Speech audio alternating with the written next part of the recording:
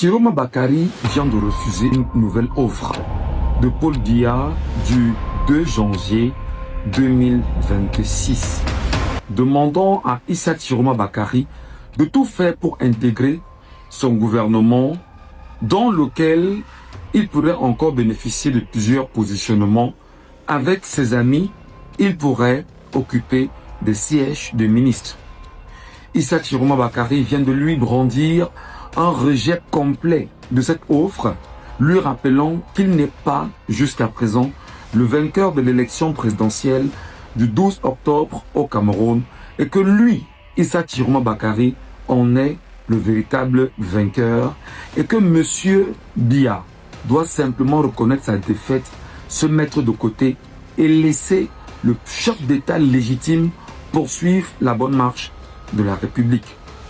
Cette information qui depuis quelques heures est en train de tourner, mais surtout au regard des vérifications que nous avions effectuées, il est vrai, Paul Biya tente depuis quelques semaines de faire des propositions à Issa Chiroma Bakary. Souvenez-vous d'ailleurs qu'au départ, il lui avait proposé d'intégrer, on va dire, le régime actuel avec des sièges de président du Conseil économique et social du Cameroun.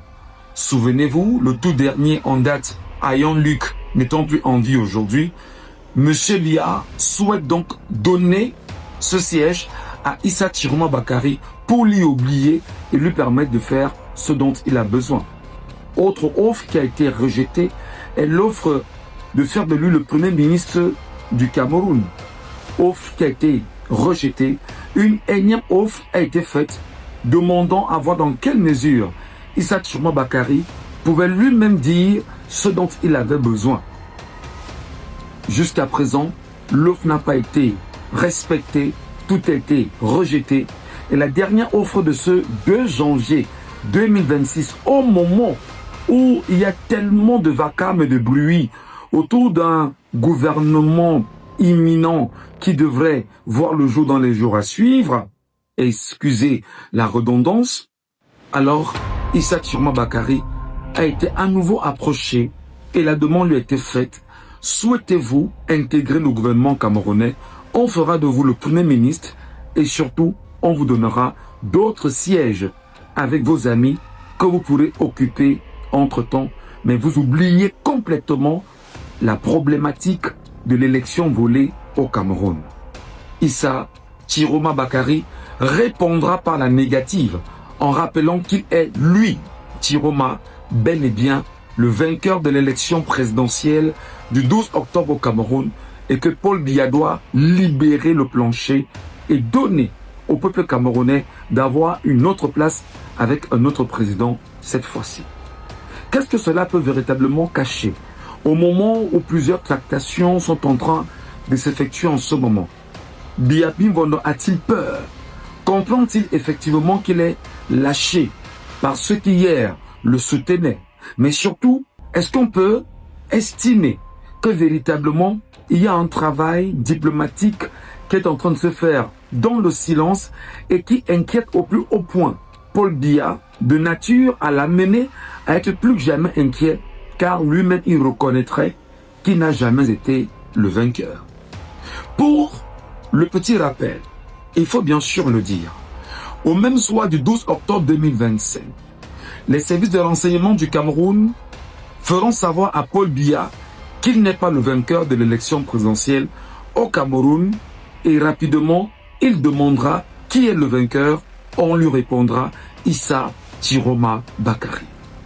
Les services secrets étrangers comme la CIA, effectivement, auront au même soir, autour de 20 h, les premiers résultats et auront l'information de ce que Paul Barthélémy Biya Bimvondo n'est pas le vainqueur de l'élection présidentielle au Cameroun.